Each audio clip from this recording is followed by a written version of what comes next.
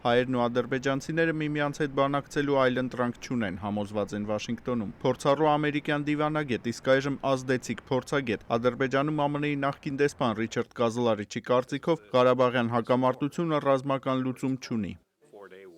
Այս քառօրյա պատերազմը մեկ բան հաստատ ցույց տվեց, այն է, որ ռազմական գործողությունները այս խնդիրը չեն լուծի, դրանց միջոցով հնարավոր է միայն մարդկային կյանքեր խլել, իսկ մենք ուղղակի չենք կարող դա թույլ տալ։ Կազլարիչի խոսքով Միացյալ Նահանգները առաջին իսկ օրվանից սատարել է խնդրի խաղաղ կարգավորումը, սակայն համաձայնության հասնելը հենց կողմերի գործն է։ Չեմ կարծում, որ Միացյալ Նահանգները պետք է կամ կարող է որևէ տարբերակ պարտադրել։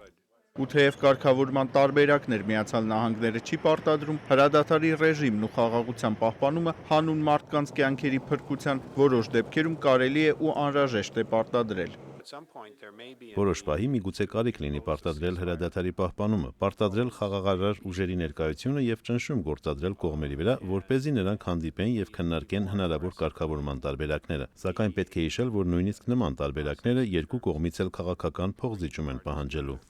Փոխզիջման դեպքում, ըստ փորձագետի, կողմերից եւ ոչ մեկը չի հասնելու իր ընտրած նպատակին։ Այսպիսով, փոխզիջմամբ հակամարտությունը կարգավորելու համար բոլոր կողմերի ղեկավարներին անհրաժեշտ է աշխատել սեփական երկրների հասարակությունների հետ, սակայն հակառակ սրան նկատվում է հակամարտության հետագա սրացում։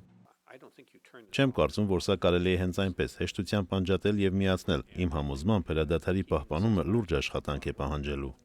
Փորձագետի կարծիքով արդեն 1 տարի է, ինչ Ղարաբաղյան հակամարտությունը վտանգավոր ուղիով է զարգանում եւ աստիճանաբար ավելի է սրվում։ Ռիչարդ Կազլարիչը նշում է, որ վերջին պատերազմը պետք է կարևոր ազդանշան լինի թե միջազգային հանրության, թե կողմերի առաջնորդների համար, որպեսզի իրավիճակը դուրս բերեն պատերազմական ուղուց։ Արման Թարջիմանյան, Ամերիկայի ձայն, Վաշինգտոնից։